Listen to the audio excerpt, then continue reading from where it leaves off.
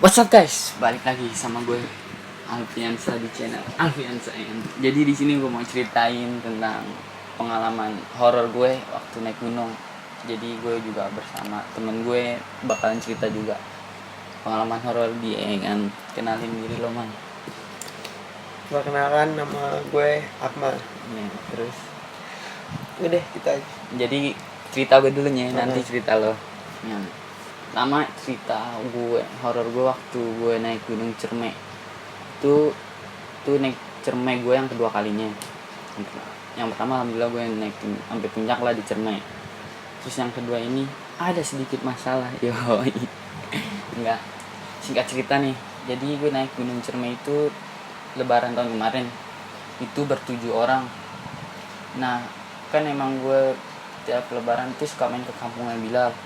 Nah, kampungnya Bilal ini deket nih sama Kuningan nih mal, nggak jauh jadi sama Cerme.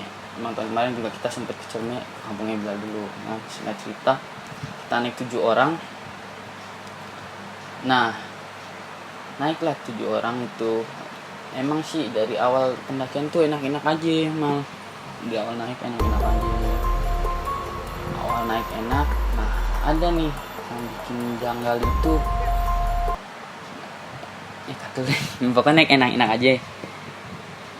aja terus pas naiklah santai. Nah pas mau maghrib ini nih kendalanya nih, temen gue Iyas deh, emang sih postur tubuhnya gemuk, itu juga dia baru pemula kan pertama kali.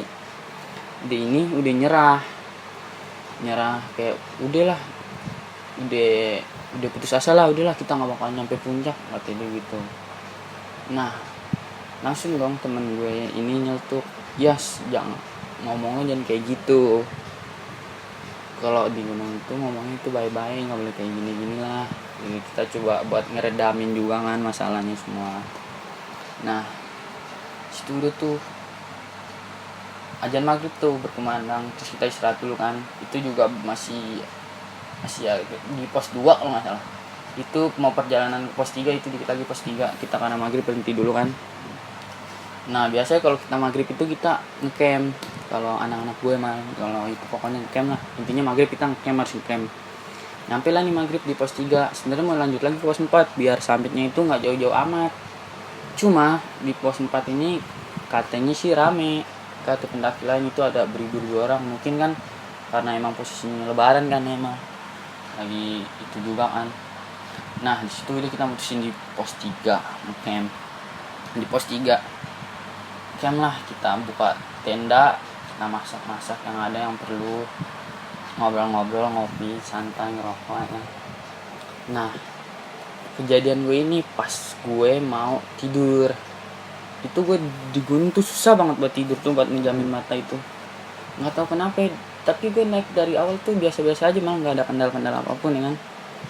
Naik santai. Nah pas gue mau tidur nih, pertama faktornya ada nih yang lucu awalnya emang lucu sih, bilang lucu. Jadi pas gue mau tidur ada nih di depan tenda gue kok ada suara grusuk-grusuk apa nih, sedang teriak-teriakan, ada minta tolong orang lain tuh. Gue ngedusin dong, bang siapa tuh yang minta tolong tuh ya kan. Gue bangun, gue ngeliat kok pada ngerubunin tenda depan gue. Nah tenda depan gue itu temen gue, jadi gue bikin 2 tenda seberang-seberangan. Nah gue aneh kok pada ngerubungin tenda depan tenda gue. Nah pas gue penasaran, pada suara gerasak kerusuk tuh orang lain pada buka tenda.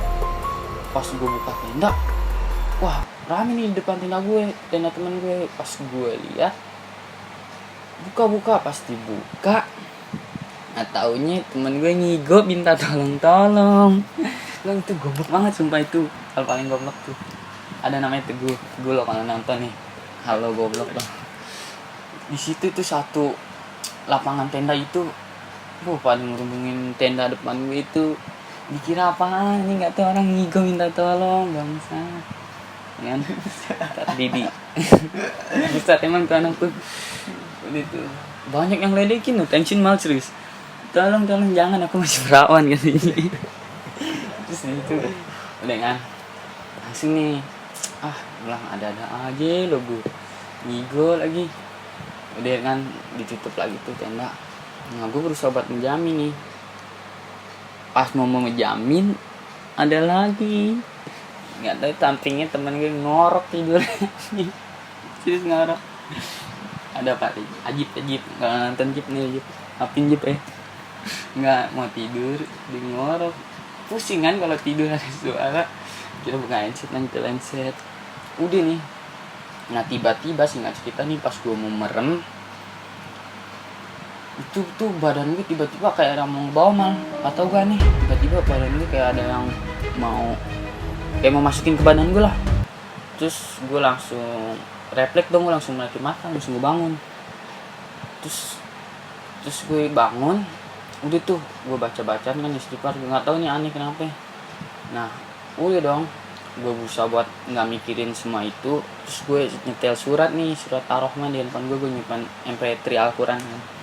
Gue nyetel surat Ar-Rahman, gue menjamin mata lagi, kok badan gue makin aneh gitu, kayak makin ngelawan gitu lah. Langsung gue bangun lagi, terus gue minta tolong kan, itu badan gue langsung berat banget, sumpah itu badan belakang gue berat banget mal, berat banget. Akhirnya gue bangunin Bilal, lah tolongin gue lah, tolongin. Lah kenapa Pi, katanya, nggak tahu lah badan gue nggak enak. Ah lu yang bener lo Pi, iya serius lah, lu tadi dari awal juga biasa-biasa aja Pi, nggak kayak gini kok, sekarang lo kayak gini, aneh. Kata dia bilang ngomong gitu aneh ke gue, emang gue aneh sih, gue kenapa kok gini. Terus gue dikasih tolak angin tuh, gue minum tolak angin. Udahlah, mungkin gue nggak mau mikir aneh-aneh. Nasi Bilal nyetuk lagi nih, lo ngencing sembarangan gak Pi, apa lo ngomong kasar apa gimana lah. Di situ gue emang ngencing sembarangan, namanya di gunung kan ya, yang penting kan kita numpang lah, kalau ada toilet nggak mungkin dong kita ngencing sembarangan. Nah kita numpang kan, udah tuh udahlah, gue dikasih tolak angin nih Pi, minum dulu sama Bilal, dibikin tolak angin campuran hangat tuh biar badan enak. Udah tuh badan gue emang enakan kan di situ. Nah gue mutusin buat gue nggak summit ke puncak, jadi yang nggak summit itu gue, Iyas, Bilal tuh tadi nemenin gue di tenda kan. Setengahnya Ajib sama Teguh itu sama Roni, dia naik duluan, dia berempat ke puncak. Nah setelah setengahnya udah naik puncak, udah nyarap juga kan, gue berusaha buat tidur. Dan nih gue tidur juga nggak bisa, gue aneh nih, kenapa gue tidur nggak bisa. Dia lah, mungkin gue halusinasi atau gimana kan, gue tidur gue pengennya tidur tuh, gue langsung mikir dengan lebih baik gue tidur pas matahari terbit lah dengan.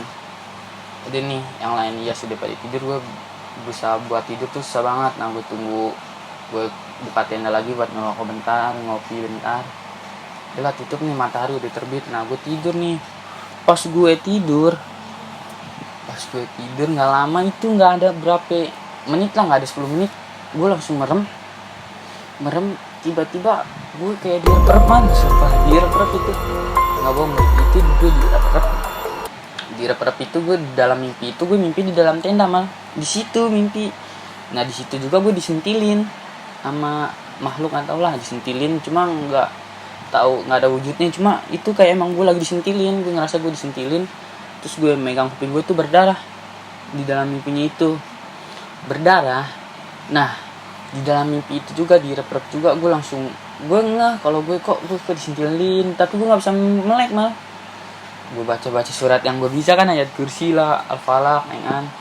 Nah di mimpi itu tiba-tiba ada mak gue di samping tenda, di dalam tenda itu ada mak gue, gue sambil sentilin mal, sambil gue lagi megang kaki mak gue, minta tolong mak, tolongin api, tolongin. Terus gue di situ minta maaf, ya Allah kalau hamba ada salah, maafin hamba.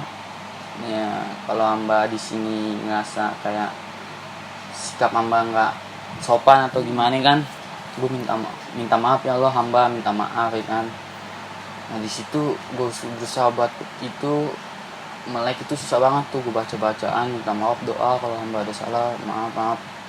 Nah alhamdulillah pas gue baca doa minta maaf nih sama Allah, ya Allah maafin hamba kalau hamba ada salah, di situ gue langsung alhamdulillah langsung bisa melek.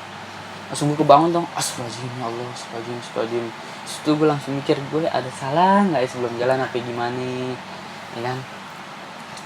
Udah di situ gue bangun dong si Iyas, coba ya lihat kuping gue merah gak. Pas dilihat sama Yas tuh bener kuping gue merah, cuma nggak berdarah, merah gitu. Nah gue sempat mikir kan, gue kenapa nih kok bisa kayak gini, padahal gue sebelum gue naik gunung tuh nggak pernah kayak gini, nggak ngerasain kayak gini. Nah gue mikir pas gue sebelum jalan itu gue lupa salim sama orang tua gue malah di situ. Sempet kecot gue sama orang tua gue di situ sumpah.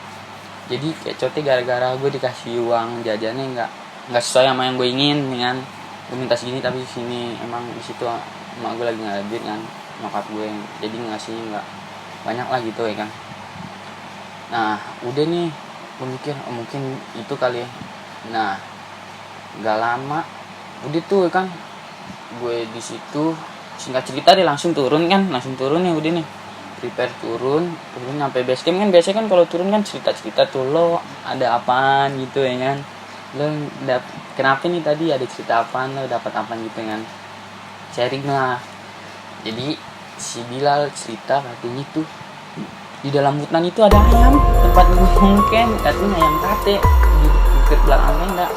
Pas Bilal mau ngasih tahu ke untuk anak-anak, wah itu ada ayam. Pas dilihat tuh ayamnya ngilang. Anjir gak tuh, ngilang mah gila. Ya bayangin aja logikanya, masa di hutan ada ayam ya kan? Nah si Roni juga katanya pas summit itu dia tapi dia beruntung deh katanya dikasih jalan tuh sama burung, nggak tahu burung apaan. Ada tuh videonya dia lagi burung lagi nuntun, di videonya nama dia ada mah. Nah kan memang katanya kalau mitosnya ada ayam di hutan tuh dia nggak beres, katanya ada janggal-janggal gimana gitu. Jadi nih singkat cerita gue pulang ke rumah, gue langsung salim nyokap gue, minta maaf, malu kan, pulang maaf kalau ada salah gini. Nah mak gue nyeletuk katanya Api nggak apa-apa kan di gunung digituin. Alhamdulillah pas ini enggak sih maaf, Api juga mau cerita. Terus nyokap gue bilang katanya, nenek mimpi Api di gunung katanya Api kenapa-napa. Terus Api pucat nih pas pulang dari gunung tuh, dekil ya kan. Emang sih pas gue pulang dari gunung tuh muka gue dekil, beda kalau katanya nyokap gue tuh melihatnya beda, nggak kayak gue yang asli biasanya, beda gitu ya, habis diapa-apain gitulah. Nah gue pas di situ gue bilang kok bisa kayak gitu ya. Ini gue mungkin emang gue salah tuh, nggak izin orang tua. Izin diizinin, cuma gara-gara cekcok lah sama orang tua ya. Di situ gue mikir kalau naik gunung tuh intinya tuh kalau mau naik gunung nih, lo semua kalau mau naik gunung intinya tuh nomor 1 izin orang tua deh, ridho Allah, ridho orang tua ya. Bener nggak mah, bener ya.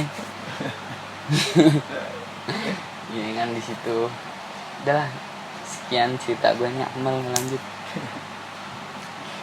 Oh iya.